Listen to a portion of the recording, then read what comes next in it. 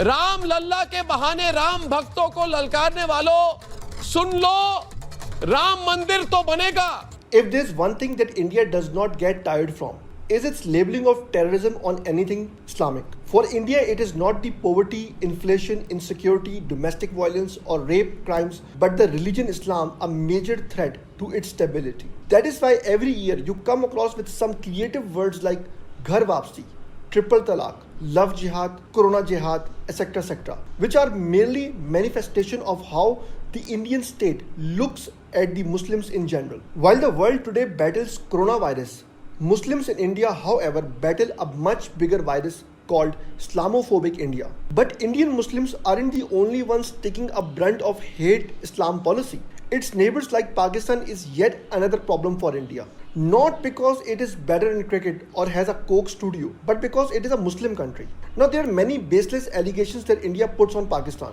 We'll over here talk about India's obsession with a man called Hafiz Saeed. According to India, Mr. Hafiz Saeed is a terrorist mastermind who is behind the killing of Indians during the 26/11 Mumbai terror attacks. While a successful lobbying by the Indians pushed the Americans for putting a bounty of $10 million on Hafiz Saeed's head, but does the case really hold up to its merit? Well, since the matter is sub judice and we should wait for the law to take its course, let's just agree with the Indian theory of calling Mr. Saeed a terrorist. Which means if Hafiz Saeed was involved, then he is responsible for the murder of 174 Indians. Now let's consider the amount of Indians killed by the Indian Prime Minister Narendra Modi. There is substantial evidence available to prove that Mr. Modi, who was then a chief minister in Gujarat, instigated and facilitated a pogrom in February 28, 2002 that lasted for 3 days, and as a result, thousands of Indian civilians were butchered, homes and religious structures were desecrated and destroyed. The brutality was as such that mobs did not even spare the women, and even so, the pregnant women who were all raped and murdered.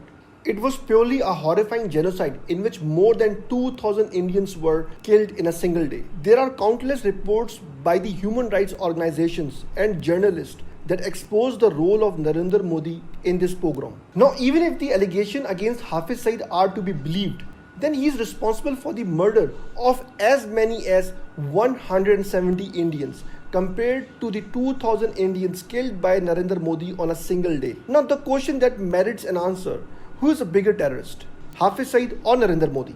Ever wonder why the lives of Indians killed by Modi in Gujarat are not as valuable as those killed in Mumbai attacks? It is because every single victim of the Gujarat pogrom was a Muslim. It was not just the 2,000 Indians that were killed by the Hindu mobs. It was rather the 2,000 Indian Muslims that were butchered in a country that systematically hates Islam. This is purely the reason why Narendra Modi, who instead of spending time in jail for his proven role in the genocide, has been elected as Prime Minister of India for the second time. Therefore, to me, Narendra Modi is a much bigger terrorist and a threat to humanity than anyone else. This is Fahad Kahoot. If you like my videos, then subscribe and don't forget to hit the bell icon.